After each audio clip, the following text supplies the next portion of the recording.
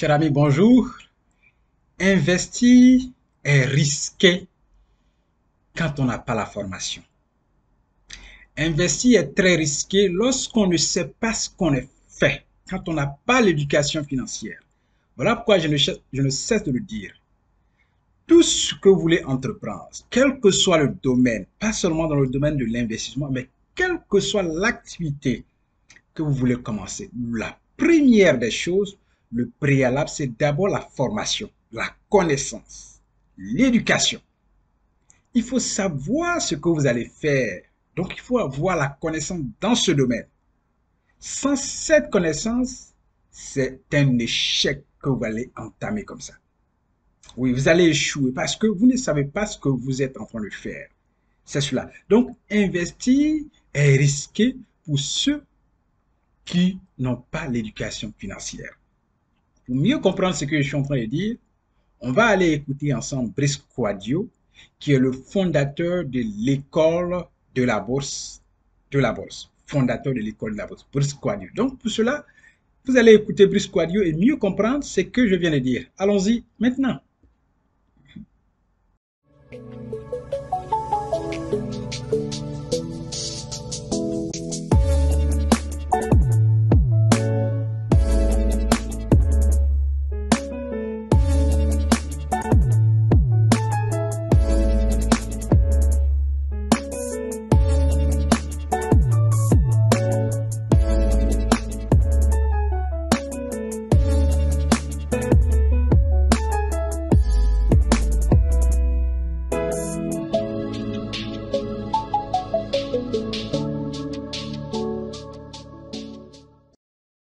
Dans l'entendement des gens, la bourse est risquée parce qu'ils ont l'imaginaire d'Hollywood, oui, où des entreprises arrivent, elles s'envolent, elles se crachent.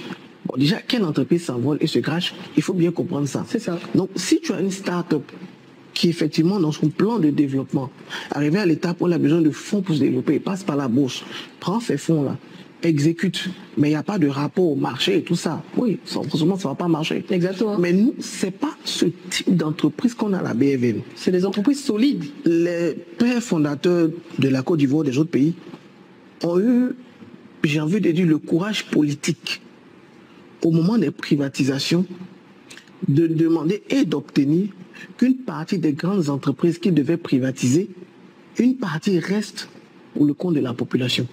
Donc, vous prenez le cas de la CIE, c'est quoi, c'est 32%, quelque chose là. Le cas de la SODECI, c'est 48,5%. Même Bolloré, il y a une part de Bolloré qui est à la BFM. Je ne sais pas si c'est 27 ou 32%. Pour les Ivoiriens. En fait, qui est à la BFM. Oh, c'est ça. Là, la question, c'est est-ce que c'est les Ivoiriens qui ont pris? Oui. Ça, c'est une autre question. Donc, on a dû privatiser des choses dans ce pays, mais on s'est arrangé à ce que ça ne soit pas que au profit de ceux qui ont acheté. C'est ça. Qui reste 40, 30, même la SGBCI. Oui. Dans l'entendement des Ivoiriens, la SGBCI est une banque française. C'est ça. C'est pas tout à fait faux. Mais 43% du capital de la SGBCI est à la BFM. C'est pas à Paris. Donc ça veut dire quoi? Ça veut dire qu'historiquement, on aurait pu mettre la main sur 43% du bénéfice de la SGBCI. Et puis après, maintenant, on va faire le palabre de la part qui est à Paris là. C'est ça. Mais on l'a pas fait. Je ne vais pas vous dire qui a ça. C'est pas l'objet de l'émission. Ça va créer des problèmes. Mais en gros, nos entreprises, ce n'est pas le profil start-up qui vient, qui s'envole. Non, c'est pas ça.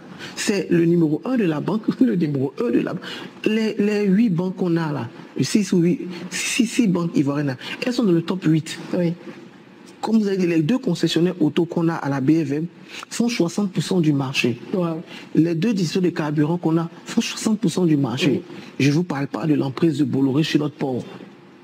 En fait, ce sont la des entreprises CIE et la SODECI sont en monopole. C'est ça.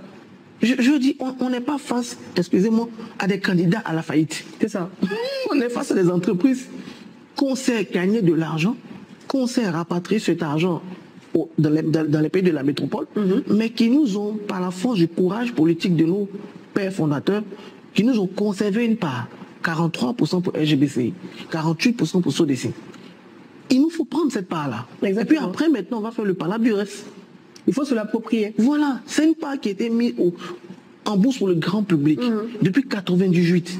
Et le grand public même ne sait même pas. Ne sait même pas. Alors que c'est disponible, ça est là. Donc, pour répondre vraiment à cette idée de risque, Je ne dis pas que la bourse n'est pas risquée. Je dis la perception du risque que vous avez ici des films d'Hollywood là. Ce n'est pas le type d'entreprise que nous on a. C'est pas des startups. CIE, Voilà, c'est pas une start-up. On n'est pas là. Et CBC, puis, c'est pas une est-ce que la start-up. CIE va gagner de l'argent? Non, ils sont bénéficiaires depuis. La SGBC est bénéficiaire depuis. La SGBC est 74 milliards de bénéfices. Ça veut dire quoi 74 milliards? Ça veut dire plus d'1 milliard de bénéfices chaque semaine. C'est ce que 74 signifie. Ouais. Plus d'1 milliard de bénéfices par semaine. Donc quand tu as ça, tu n'es pas en train de dire quelque chose de mal va lui arriver. C'est ça. Ils font 20% de l'activité bancaire en Côte d'Ivoire. C'est la première banque de l'UEMOA. Ils sont à la bourse depuis 98. Et 43% est à nous. En tout cas, est à notre disposition. Exactement. Bon, on prend. Alors, voici ça. Maintenant que vous avez écouté Brice Kouadio, fondateur de l'école de la bourse, vous avez bien compris maintenant ce que j'ai dit. Donc, en toute chose, lorsque vous n'avez pas la formation et la connaissance, cette chose-là devient risquée. Vous ne savez pas là où vous posez les pas. C'est comme si vous avancez aveuglement, sans savoir ce que vous faites. Donc, le préalable, c'est la formation, c'est la connaissance. Formez-vous, connaissez, sachez comment investir, et puis vous allez commencer au fur et à mesure que vous vous engagez, vous faites la chose, vous pratiquez, vous acquérez plus, vous allez acquérir plus de connaissances, et c'est dans ce sens-là que vous devenez un expert. Voilà, donc merci, n'oubliez pas, si vous aimez la vidéo, donnez-nous le pouce. Vous avez une question, posez-la en commentaire, nous nous reverrons certainement dans la prochaine vidéo, et puis portez-vous bien. Allez, take care.